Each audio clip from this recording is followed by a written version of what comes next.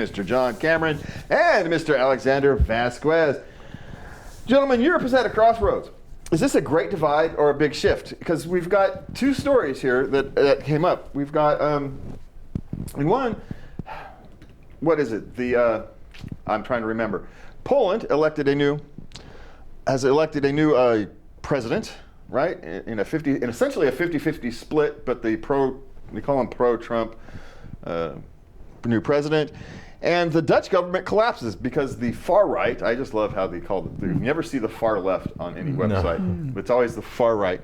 But because the far right says, I'm not going to go along with this games anymore, I'm walking away. And so the government of the Netherlands has collapsed, right? So, but this is not in isolation. We've seen it in Italy. We've seen the far right, a shift to the right in Germany. These aren't in isolation, right? So, is Europe breaking free of the bureaucratic state, or are they just swappy masters? John, we'll start with you. I think a little bit of both. That we think we're in a highly regular. If you took the craziest crap we do in California, that would be what the EU is trying to do in all of Europe, open borders and all the rest of that stuff. And I'm a libertarian. In a perfect world, I wouldn't have borders. But for example, in England, they opened their borders way earlier. 63% of the Muslim population is on public assistance, and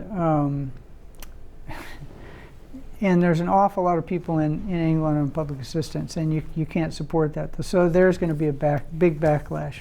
And then you see the Sharia law stuff and all the rest of that stuff. So the same kind of backlash that really helped Trump get elected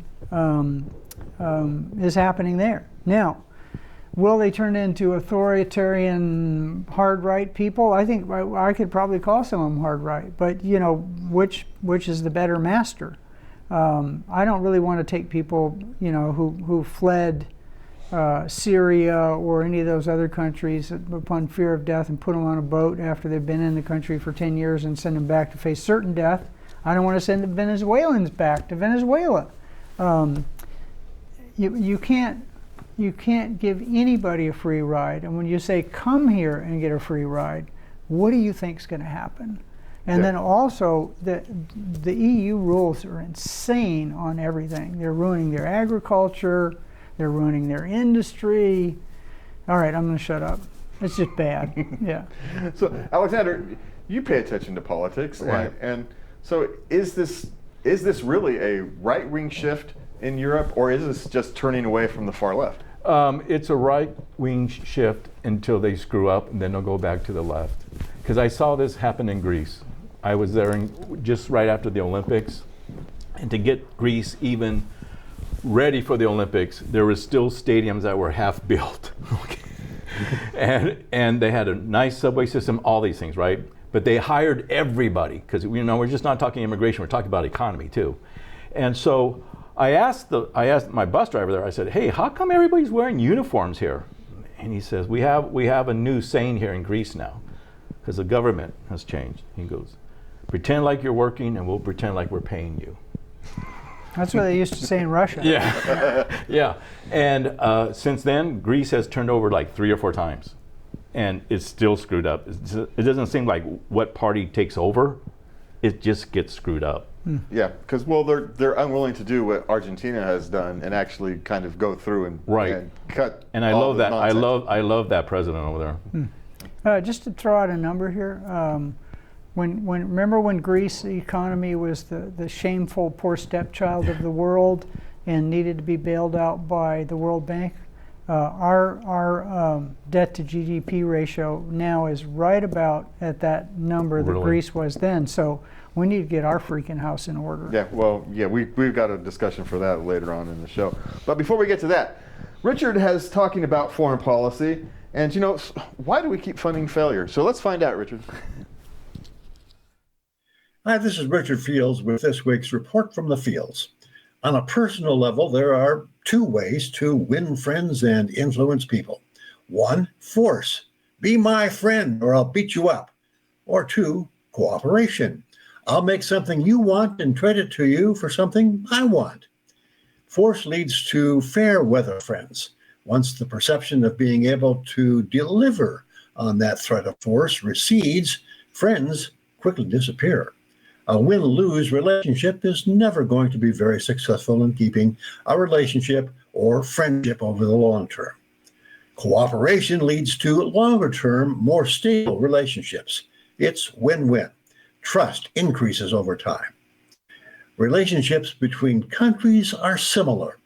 If a country has a large and powerful enough military, it can intimidate smaller nations into being friends, or it can offer an olive branch of cooperation, free trade, and easy immigration and emigration policies. After World War II, the last war the United States actually won, that is largely what we did. The Marshall Plan, the General Agreement on Tariffs and Trade, the North Atlantic Free Trade Agreement, and maintaining stable currencies worldwide by backing the dollar internationally with gold. It worked marvelously well for 30 years. We had economic growth and higher real incomes for all segments of society here at home. Real income for rich and poor alike increased gradually but significantly. The build-out of domestic industry and technology made for a prosperous and expanding middle class through the early 1970s.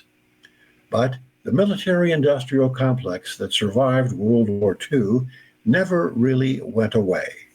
The advocates of using force instead of cooperation finally found an excuse to get their way with the advent of the Vietnam War.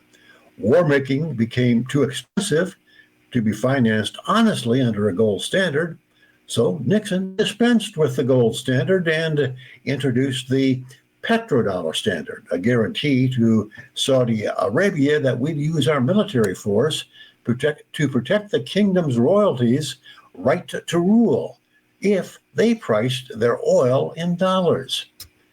The change was subtle, but it marked a change in direction from using force instead of cooperation in our relationships with the rest of the world. Meanwhile, China, the would-be empire on the other side of the world, used force to disastrous ends under Mao. Impoverishment and death by famine during the Great Leap Forward comes to mind. Eventually, Mao died and was succeeded by Deng, who said, "To get rich is glorious." China ushered in the free market principles, which led to the post-World War II economic success of the United States and Europe. Not surprisingly, it has been an astronomical success. China also emulated the United States post-World War II Marshall Plan, in which we helped countries we had just defeated in war get back on their economic feet again and become trading partners. China called it the Belt and Road Initiative. Among many other low-cost infrastructure loans to developing nations, they built a literal road across Kazakhstan, Uzbekistan, and Turkmenistan in Central Asia, linking China by land with Europe. I recently traveled on that road. It's a very fine 4-lane highway. So now we have a world in which China is striving to become a greater empire by offering trade and cooperation to the rest of the world. And the U.S. is trying to win or keep friends by supplying weapons to 103 countries. Right now, the U.S. military arsenal is probably superior to China's, but it's littered with legacy weapon systems that largely exist to make sure that every congressperson has a military installation or arms factory in his or her home district. It's getting rusty and dated and riddled with bureaucratic inefficiency. And most of our advanced weapon systems are dependent on rare earths.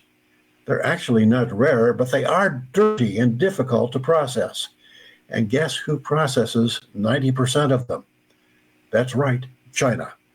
We have a diplomatic system that has resorted to using force to keep our friends.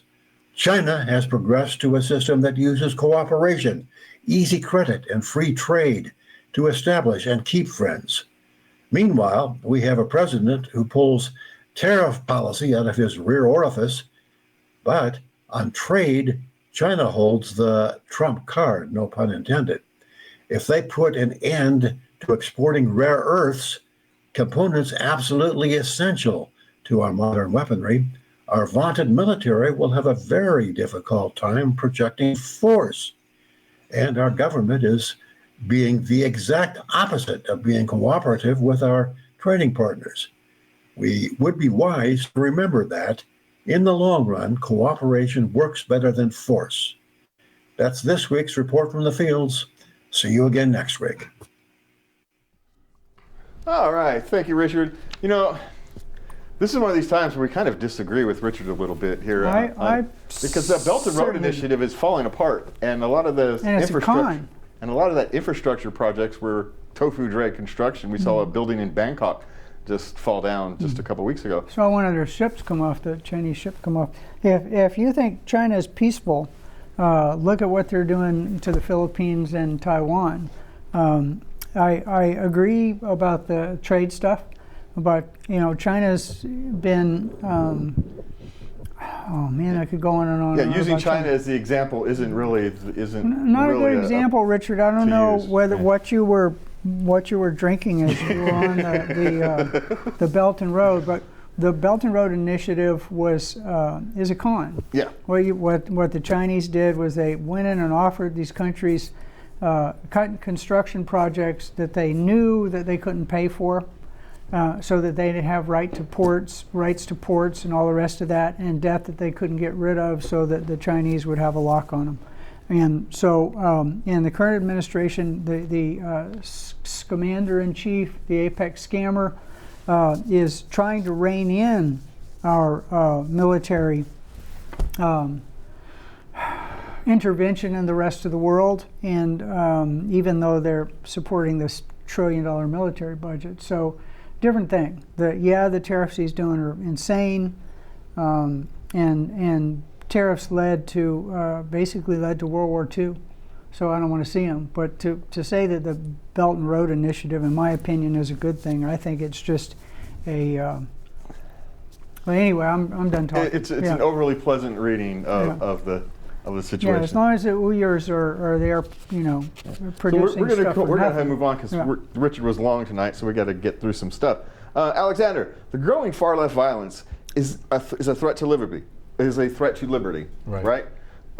So when is violence excused? Because we've seen it, right? We've seen the incident in Boulder, Colorado, the other day, and we've seen how the far left, their hypocrisy is now full on display. Right, they can no longer hide this hypocrisy that they're going on.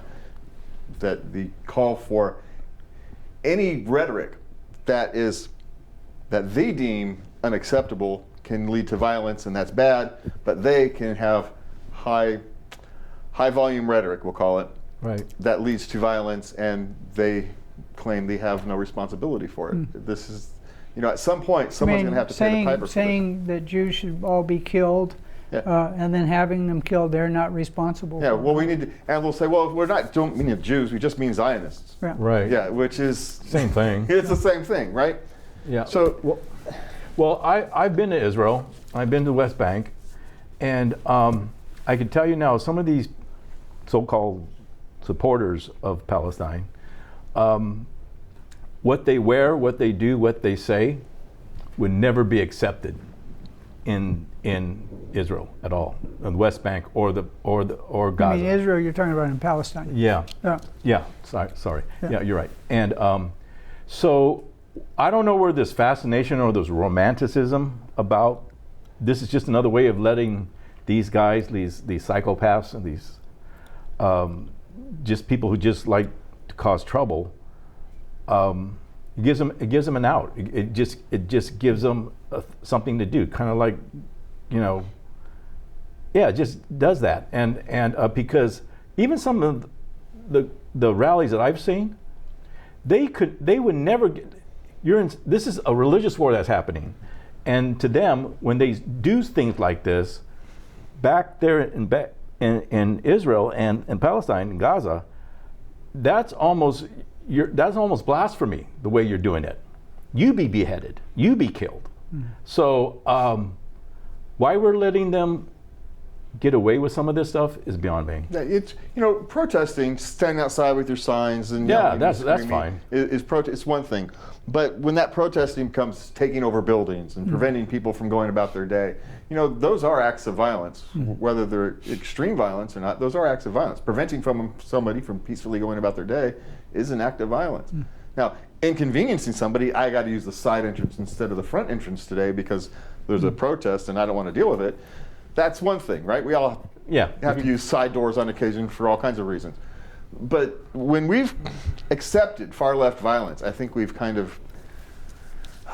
down a troubled path. Now, the example that we used for this is the Boulder City Council was going to condemn the violence, and one member who is basically part of a group that has worked with the, can't call them Palestinians because the Palestinians are held hostage at the point of a gun by Hamas, and for some reason Western press doesn't report it that way. They prevent their own people from getting food so that the reporters can report that there's no food, and it goes on and on and on. And are the Israelis perfect? No, by any means. There should be no religious states. That's why we have separation of church and state in this country. Anytime you have a religious state, it's going to lead to problems. But that member who's in bed with the Palestinian people who are not acting kindly to other people, refused to condemn somebody trying to burn people, unless they put something in that said we also condemn the Zionist state.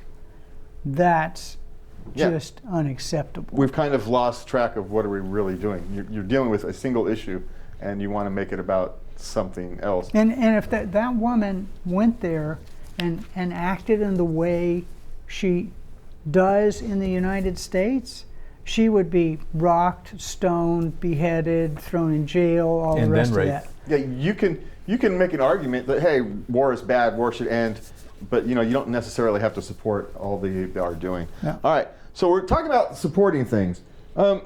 We've had an interesting couple of days here. I can never pronounce her name. Karine Jean-Pierre. Yes. Yeah, the Biden's press secretary. Right. She wrote a book, and surprise.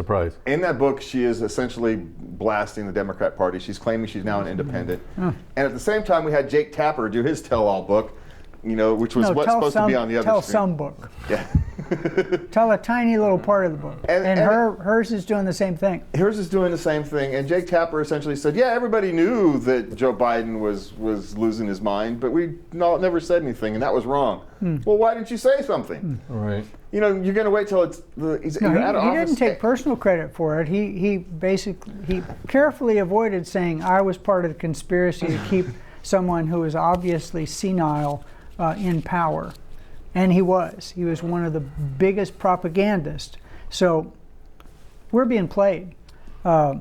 James Carville told the Democratic Party that the way to win was to play dead, just lie low, and wait for the apex scammer to screw up so much that the tide would turn, and then they'd sneak back in and do the same stuff over and over again. He said, play dead.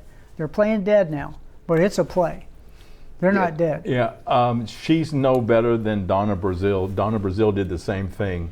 Okay, it seems like everybody who loses badly in a race, a presidential race, the closest inner circle, they'll come up with essays, they'll come up with books, they'll come up with a play, a musical, you name it. And she's no better. And what's interesting about hers is from what we understand, because her book's not out until October, is she's actually defending Biden in her book, and she's throwing the party under the bus. Right. Same thing Brazile did. And so, for those of us who watch the Democrat Party, that's a much better thing. It needs to be thrown under the bus and backed over a few times, right? This is the kind of thing. But is she just writing a book and promoting it? Is kind of my big question. Yes, Is yes. this just a phony thing, her taking advantage Yes, she and is, trying to sell yes. a few more books? And it's not going to sell. It's part of the great left's long game that they play. It's propaganda. There was Right. propaganda before when they said that they all insisted, her especially, Tapper, Trapper, Rapper, whatever his name is, insisted that Biden was sharp. You know, he had interactions with him.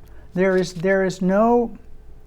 It's not a coincidence that Biden sat down and had a meeting with Putin, and about a day later he invaded Ukraine, because anybody who sat down with him and had a conversation would know the man's incompetent, shouldn't be in charge of a country, and with that guy. Yeah, which means the establishment's making the decisions, and the establishment is predictable. Right. And that's all that we just need to be predictable. Yeah, and these publishers will do anything to sell. Well, that's the sell a way book. publishing organizations reward the left when they get out of their one cushy job and go to another one by giving them a huge advance on a book. And then the left shows up at theaters and fills them so these people can make money off of speaking. It's a con. Yeah, she'll be working for CNN soon. All right, guys, talk about being played. The city of Sacramento is being played right now. No. Because the city... No blank. The council members, we've got this allegedly independent commission that decides the council and mayor's pay, Right. It's an allegedly, but we all know it's friends of who get appointed to this commission. Right. And the fundamental issue is they look at the pay raises, at the pay rates of the counties around them, Right. and they say, then they say, well, we're not making as much as the rest of them, so we have to raise the thing. But Right. that's an ever-increasing system, right? Because now the next time, the other counties, oh, look, we're not paying as much. And so it's just creating an ever-increasing spin up of salaries. But I do want to, some of these people are at least politically astute, right? Kaplan accepted the pay raise. Right. But Vang and Jennings rejected it. Yep. Dickinson he's trying to redirect it to his district. So if you have that little slush fund, Yeah. $20,000, $50,000, whatever it is, that they can kind of use at their discretion to support things in their district. I think he wants to use it to increase that budget. And then you've got the rest of them have not decided what they're Right. doing with it yet. But the question is, why wouldn't them as a group say no? Just as a group, vote to reject the pay raise in total. We're talking about cutting budgets. We're talking about not hiring more cops. We're talking about restricting services. We're talking about increasing parking ticket fees. And heck, they want to put people like me who live in a house, they want to now make me pay a yearly fee for the privilege of joining the permit program. Yeah, to park your car in your own property. In front of my own house. In front of your own house. Yeah. It's, so why do they get raises while the rest of us get I cuts? don't think if they had any class, if they had any sense of maturity, they would all decline it, because Talamantes is new, Pluckenbaum's new, Maple's pretty much new, and Guerrero has been there too damn long. But according to their compensation, says compensation. I have the charter right here. Compensation shall be reasonable and consistent with other cities similar to size and structure. It never says progress. It never says results. And it doesn't say maybe the people in the district should vote on whether their council person deserves a raise, something like that. Because they don't mind going through, the magical mystery tour around the city of Sacramento, doing all these workshops and open halls and open forums and everything like that. But when it comes to this, and this organization, this board, gets together like once a year. Okay, they don't do a lot of research on this, but it should be based on merit, whether you earned it, and whether you've really took care of your district. Well, realistically, if they're not looking and saying, hey, the city's $44 million or Right. whatever it is in debt, we can't afford a pay raise for anybody right now. Right? That should be the answer. Yes. And I mean, any realistic commission would have that as an answer. We got to move on because I want to get to this next subject before we run out of time. Budget busting bluster. We've got Rand Paul and Elon Musk or Donald Trump are all in this big beautiful bill, and they're all in a big beautiful brouhaha over Yeah. this big, beautiful bill. But the question we have tonight here is, can anybody stop the spending? Can anybody do it? Well, the answer is no. Nobody has the force of will, because the purpose of government is not the stated purpose of government. The purpose of government, when they say, like the homeless issue in California, we spent $94 billion or $32 billion on. You might think about India, where they actually blind people with a spoon and put them on the street corner to beg for alms. If they solve the problem of homelessness, they wouldn't have their $32 billion to hand out to their friends. And a huge part of that money that originated with the governor, I don't know what his moral compass says, was handed out to people without any accountability at all. One guy bought cars and houses and all the rest of that with it. So it isn't actually about the stated purpose. And unless people put their foot down, it's not going to happen. Because no government agency is going to end itself, which needs to be done. There's just too much government and too much money changing hands, and it's not going to end. Well, and we've seen this, right? We've seen, you can't even cut stupid stuff, and people throwing a fit and claiming that it's going to destroy lives and all kinds of stuff. You can't even cut, right? It's ridiculous. Yes. No, the government has taken over of what we believe is right and wrong. And this big, beautiful bull, which I call it, it just shows you how big government is and how small we really are. You know, I've always at the end of my show sometimes I quote Thomas Jefferson, where he said, when the people are afraid of their government, that's called tyranny. But when the government is afraid of the people, it's called liberty. We need to get our liberty back. When did the servants become the masters? Exactly. The servants are now the masters, and it's like you're successful, you got a big house, you hire a gardener and a landscaper and a housekeeper and all the rest of that, and then times are tough.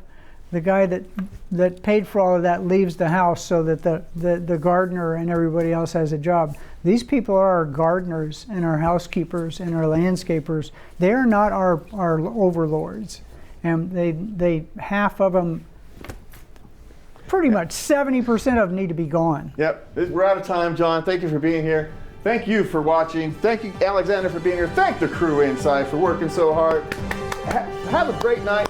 Please remember to love everybody,